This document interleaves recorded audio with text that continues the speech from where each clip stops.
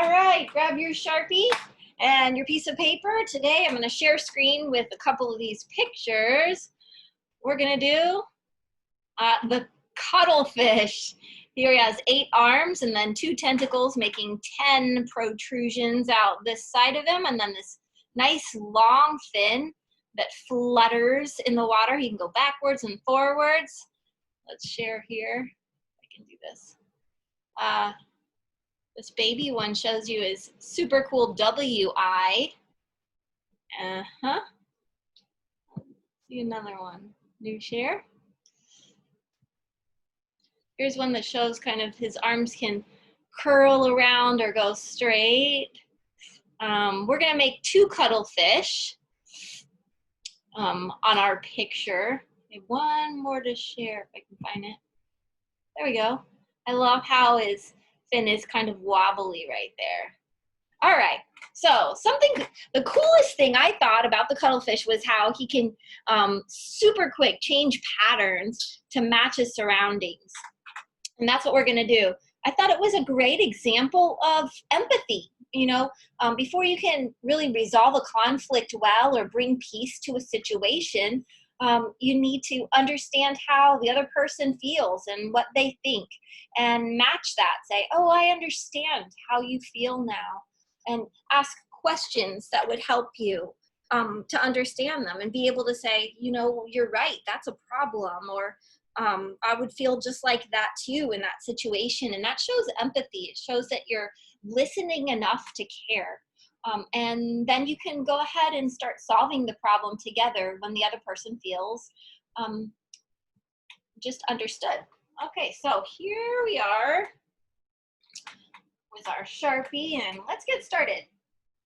Cuttlefish, so fun. How about for this one? He's related to the octopus. You know, first of all, let's just make a little W here because it's such an odd eye. I take my W and then I kind of thicken it, widen it, round it up till it looks kind of like that. And then you got a great cuttlefish eye. I just make an oval around it. I thought it looked kind of like a Batman signal, but anyway, they have these pretty wild pupils that make this funny shape. We're gonna do a nice head shape around that, and I'm even gonna put the other eye kind of right over there. So now he has 2, one over there, one over there. And on this cuttlefish, we'll make his arms and tentacles curling out. Super fun. So I'm gonna take from this, I'm gonna go in a little bit, and then you can go crazy. I'm gonna just give him like a swirly. If I do a swirl like that, after I come to the end, I'm gonna do like a little C and then follow it. But notice, I start out keeping the distance skinny together, and then as I get closer to the head, I'm making it wider. There we go. It's wide up here. As soon as I get up there, I'm going to make room. I'm going to do another little C and then find another place to make a swervy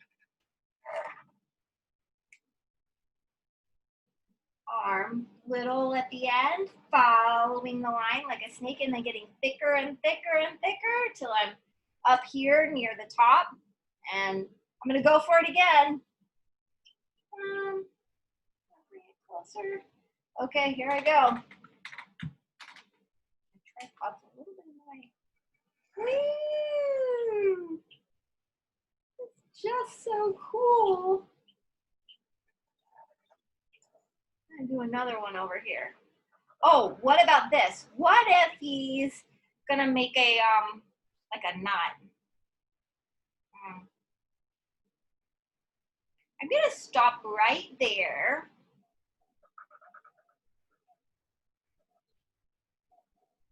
So I can see how I make a little knot. I'm gonna come out the other side right here.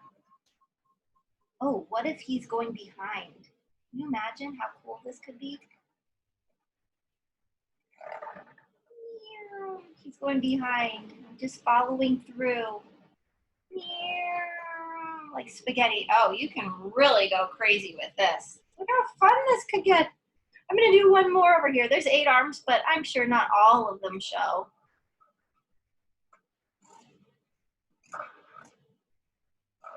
Because some are behind the other ones. Okay, coming back to the head. There we go. Go crazy. You can make them go anywhere you want. Be so spaghetti-ish and crazy. As soon as you have a few arms showing and the rest are floating behind, we'll go ahead and give a little round halo case to his head, and his body's going to come out this way. I'll show you. I'm going to start on top of this eye, go kind of this direction, and round, and then back toward about right here. Okay, that'll give enough room for the fluttery fin to go around him. It sort of disappears around the back, so I just start here. And I give it like a little rim, and then he flutters on that side too. Okay, he's got a rim, and I'm gonna put his belly under the rim. Looks like a sandwich, doesn't it? It's funny. Oh, wow, this cuttlefish is gonna be crazy. Now, let's do one of the other cuttlefish. He's so often in the videos that I watched, he had this shape. So lying down like this, out here, a little curve, and then back kind of like a triangle that's rounded on the side. And then his fluttery skirt, watch, you're gonna start here and go out, kind of like a point, and then flutter, flutter, flutter down to this spot, and you give him a little rim. Okay? Super easy cuttlefish. And then this is going to be where his head is, and you'll stick a little eye. You can do a round instead of a W. You can do a round pupil, or you can do a W and then put the circle around it. There you go. And then here's what they look like so often, because when they swim, they shoot this out. It looks like a elephant trunk. They curl around, and then all of their arms and their 2 tentacles are kind of gathered together. So you just do a few lines like that. So there you go. Now don't forget, the thing that makes the cuttlefish so super cool is that their arms and this the cuttle back of him will match their surroundings. So remember, it's like a symbol of being empathetic. You're matching the feelings of those. When someone is going to get married and they're so excited, you show excitement too, and that's being empathetic. It's understanding the feelings of someone else and matching it. Just saying, "Wow, I'm so excited too," or "Oh wow, that is so sad. It really makes me hurt for you." That's empathy, when you're able to understand and on how someone else feels and care about that. All right, so let's give him a background that he can match. I think this guy, let's give maybe a rock on the ground, on the sand, and some long, skinny, it's going behind him, plant life. That's just kind of poking up behind him like that. There's one. I'm going to do a pokey. It's kind of like V's. Here's a V. Here's a V. It's going to swerve this way. Swerve this way. I'm just doing long pokey things.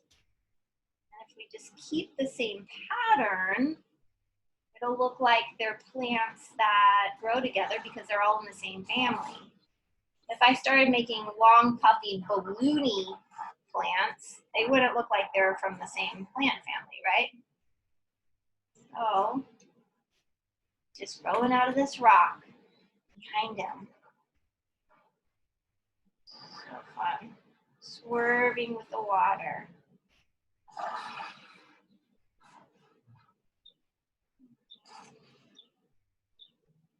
kind of like this. Very peaceful. Maybe one more. So you know what we're going to do for our cuttlefish to show empathy? Give him some of that same design on his back. Okay, ready? So there he is. How about on his back? We do these lines.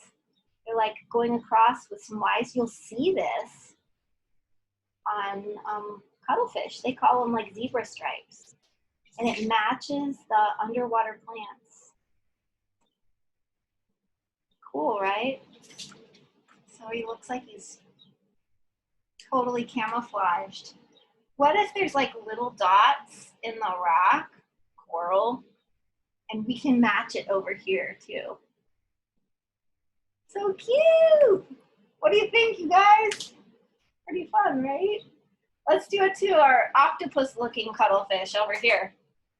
What could he have behind him? Oh, what if he has one of those corals that's curly, kind of like these guys? Like, it's a plant on a rock that does curls just like this. Have you seen these corals that grow curly and swirly? It'll look like he was moving his arms just to be empathetic to this coral.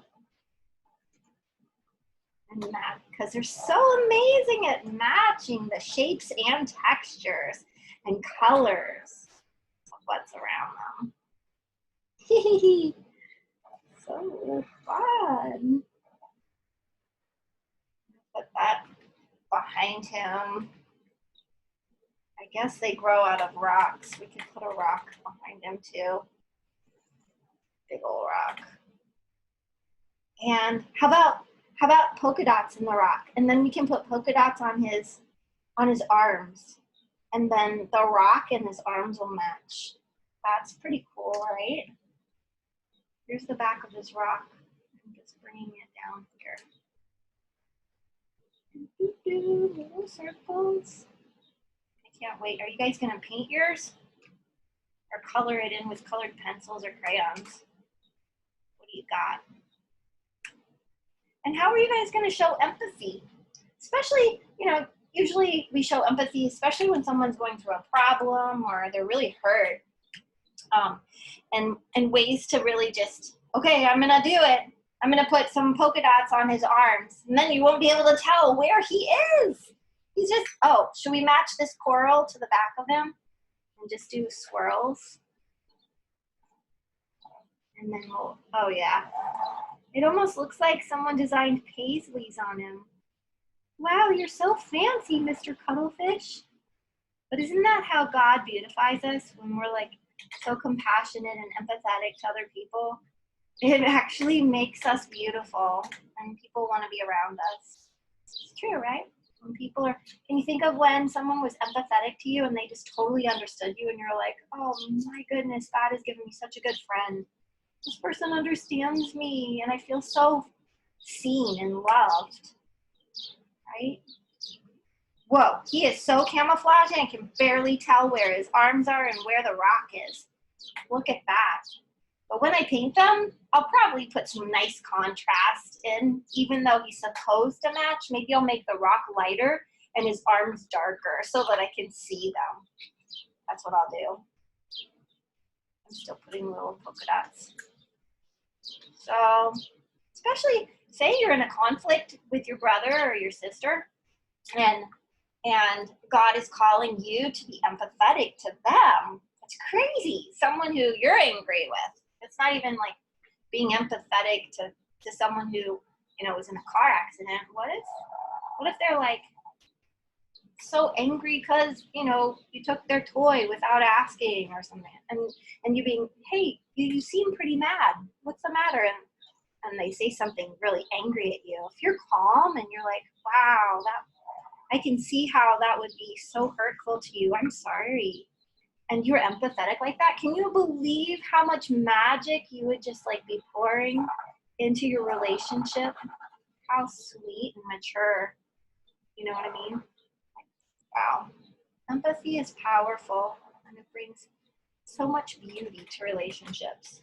Okay, I am loving all of the designs. This is gonna be so fun. I'm gonna write empathy right here. So I remember this lesson whenever I think of the cuttlefish, understanding other people's feelings and how they see a situation. I'm gonna remember empathy, and I'm gonna also write cuttlefish so I don't forget.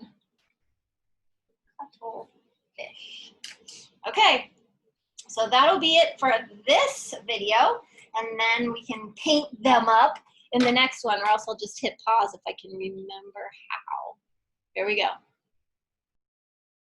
Okay, hopefully you found your paint or your crayons. Look what I found. I found all these cool markers, and I picked out some colors I like together, and did what Maggie did last time. She just like put some great colors that she liked together. So I started coloring in mine because I found these markers. And while I put in my, I matched, see, I matched some of the plants with the top of this and the rock with this fin. You guys can do that too. But I was just looking at Luke 7. I said, Ruru, what's a great story that reminds us how God or Jesus shows empathy? And she said, look up Luke 7. You know, there was this woman, it says, there was a woman who everybody knew she was a sinner. She had sinned greatly, it says. And she came uninvited to this party and was weeping, and she broke some perfume, this alabaster bottle of perfume, and poured it on Jesus' feet and wet his feet with her tears and dried them with her hair. And she was just weeping. And you know, the guy, Simon, who invited Jesus was like, oh, Jesus would know that this is a dirty woman. She's a sinner. He wouldn't let her touch him if he knew how bad she is. And Jesus looked at Simon and he goes, Simon, you know, can I tell you a story? And he's like, sure. It's like, you know, 2 men owed money to a money lender, and one owed 500 denarii and the other just only 50. And he goes, you know, which one of them, if they couldn't pay back the money, and so he canceled the debts of both. Which one would love him more after the debt was canceled? And he goes, well, I suppose the one with the bigger debt. And he goes, you are right. And that's one way to show empathy, actually, to say, you know what, you're right about that. When someone has part of their story that's just so right, affirm it. Anyway, he goes, you're right.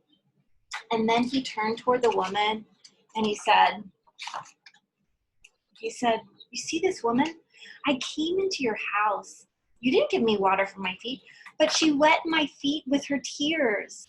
And you didn't give me a kiss, but this woman hasn't stopped kissing me since she started putting this on. You didn't put oil on my head, but she's poured perfume on my feet. I tell you, her many sins have been forgiven, for she loved much.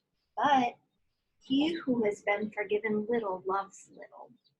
And it was like Jesus saw her, he understood her, and then he showed compassion, and he just looked at her and he said, woman, your sins are forgiven. He knew she was sorry. He read her tears and her weeping and understood how she felt and understood what she needed. And what she needed, like a big hug from God. Guess what? You're forgiven. You don't have to be sad about all these sins anymore. I forgive you. And then he goes, go in peace. Wow, what a gift. He shows empathy and then compassion by, in action, giving her exactly what she needed. If you think about people around you who are going through, or people in conflict that you're in conflict with, you can be the peacemaker by showing empathy, seeing how they feel, and then when you really understand what they need, providing it. Maybe you get a compromise, and what they really need is to be seen and heard. And instead of you getting the attention, you give it to them. And that's just like a sweet gift of grace, coloring the water in. You can be empathetic, just like Jesus and God the Father is to us. He knows how you feel. And he sees you and understands you and loves you. Shows it in a million ways. God is empathetic and compassionate. We'll do the dolphin next. How about that? Auntie Anne asked for the dolphin and compassion. Be so fun. Okay, so you obviously don't need to be watching me color in my water. Hopefully you guys are painting yours in or coloring yours in. I can't wait to finish this. I love the pretty colors, even though my markers stink. Woo! Crayola is awesome if you have Crayola markers. Or, ooh, you guys, who has those Mr. Sketchy markers? Oh, the mint and blueberry, all those awesome smell. You guys know what I'm talking about? Man, they smell so great. That's what I wish I was coloring with right now. Mr. Sketchy. Okay, I'm going to stop the video and you guys enjoy your cuttlefishes. And however the Holy Spirit leads you to be empathetic this week. We'll end in a prayer. God, we just pray that you would give us empathy for one another and the Spirit to make peace, to see how people are feeling around us and ask questions and really show compassion and understanding to others. Thank you, Lord. In Jesus' name, amen. Okay. Have a great time with your empathetic cuttlefish.